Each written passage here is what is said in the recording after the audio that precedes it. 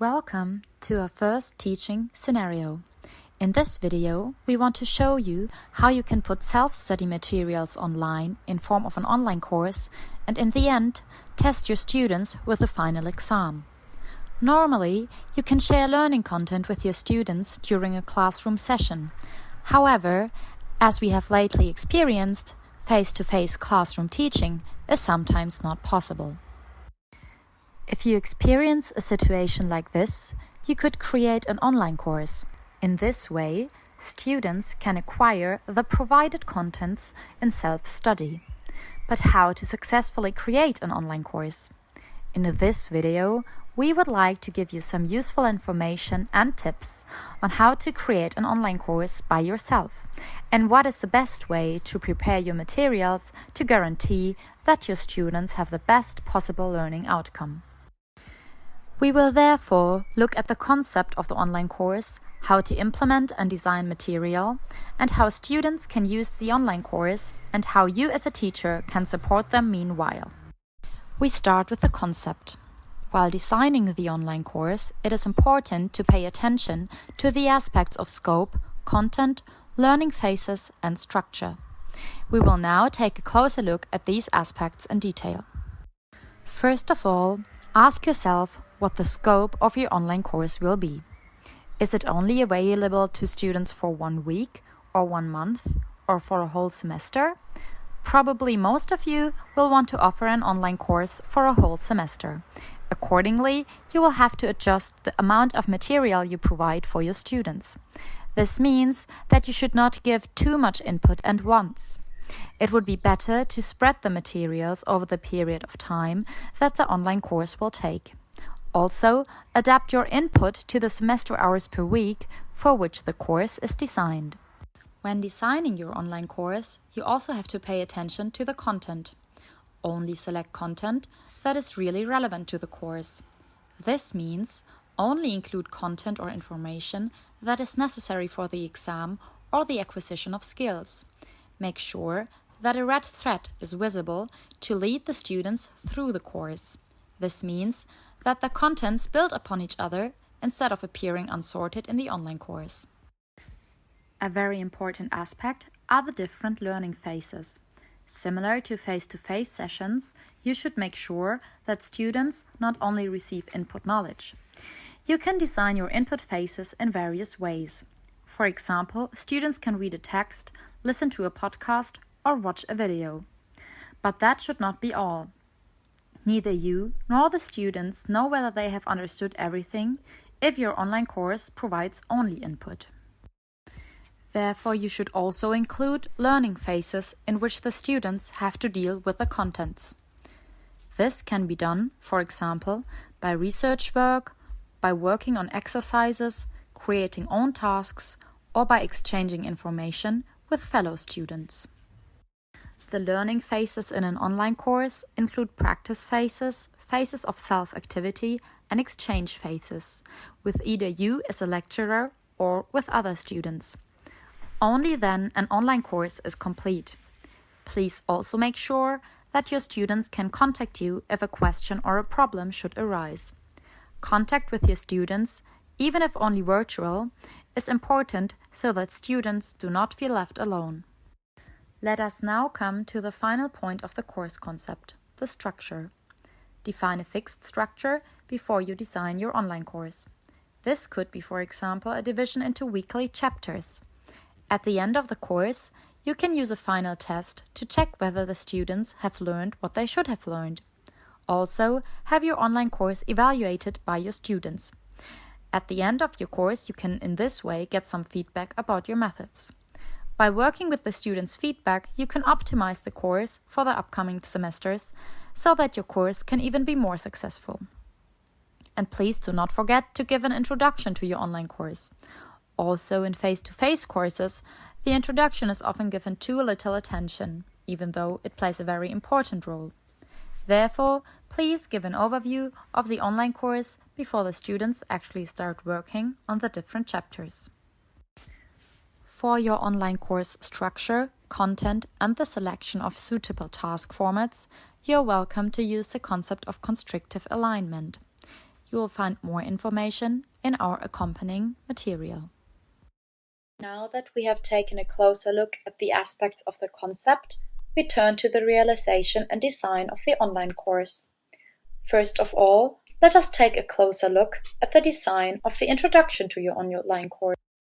The introduction can, for example, be included in the online course as a text format or be made available as a short video. First, welcome the students, then explain the aim of the online course and your expectations. Make learning outcomes transparent and indicate how students can reach you during the online course. This can be, for example, by email or via a chat function, which you can integrate into the online course. Let's take a closer look at how you can make the weekly chapters more detailed. A course section for 1 week could, for example, have the following contents: an introduction, an input phase or even several, an understanding test, and further tasks. In the introduction, tell your students what they should learn in this chapter and what competences they will acquire. Also briefly present the stages they will go through. You have various possibilities for input. You can, for example, record the presentation you would give in a classroom setting and make it available as a video. You could provide a text, or you could record content, for example, as a podcast. That means orally, and additionally provide slides visually. Afterwards, it is important to check whether the students have understood what they should learn. For example, by creating a quiz with multiple choice questions or statements that can be selected to test whether they have understood everything correctly. Other ideas for the comprehension test can be found in the accompanying material. As a further task, the students could, for example, create their own quiz. This could also be done in cooperation with other students. They could meet in a video conference or use the chat functions in the e-learning course or other tools for digital collaboration. Again, you will find more detailed information in the accompanying material. The students could then hand in the tasks they have worked on in the e-learning course so that you can give them feedback about their work. In this way, you can find out if the students were able to work through and understand the chapter completely. And the students get feedback if they understood the content correctly. I would like to point out again that for this process, a contact possibility between you and your students is very important. The students should not feel left alone, even if an online course is suitable for self-study. Furthermore, it is a good idea for the students to work together. Feel free to give your students the hint to work in groups and provide them with information about which collaborative online tools they could use.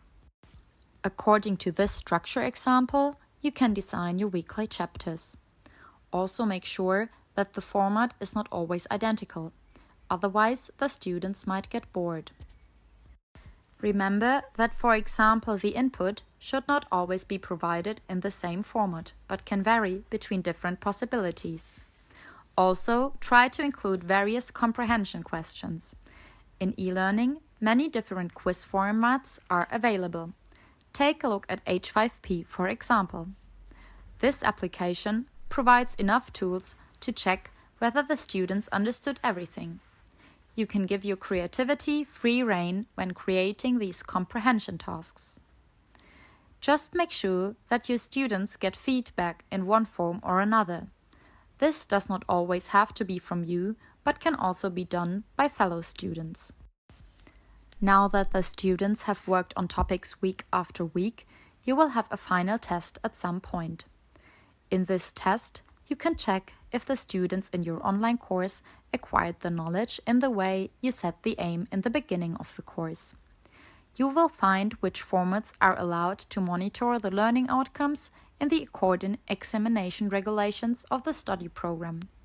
If you have any questions regarding this issue, please contact the examination office or the legal advisor of the University of Bayreuth. As a final matter, I would like to briefly talk about the use and support of the online course. In e-learning, you have the possibility to structure the course into different chapters. So you can add a chapter week by week. In this way, the students do not have all chapters from the beginning, but you can add chapters each week and tell them what to do. Please make sure that the students have the opportunity to contact you again before the final test. One possibility could be to set a date for a question and answer session via video conference or to set up a forum for questions. For the use and support of the online course, it is important that you accompany the students' learning process. This means that once the online course has been created, you should not let the students work on their own during the semester, but provide regular feedback. This can be done automatically, for example, in case of comprehension questions, but it could also be individual feedback if the learning groups are rather small. Students should also be able to contact you in case of technical problems. After all, you don't want technical complications to prevent learning. Therefore, the students should have an easy possibility to contact you and report any issues they might encounter, so that you can find a solution together. So, be virtually there for the students as a learning guide, because only then successful virtual learning is possible. If you are planning to create an online course and prepare it didactically, then please have a look at our accompanying material for this scenario. Our team is also available for any further questions. If you need help with the creation of individual activities, please do not hesitate to contact us. We will try to arrange appropriate support. We would also like you to give us feedback on this scenario. As you might already know, it is also important that you always get feedback from your students on your course so that you can improve it for the coming semesters. Thank you for watching.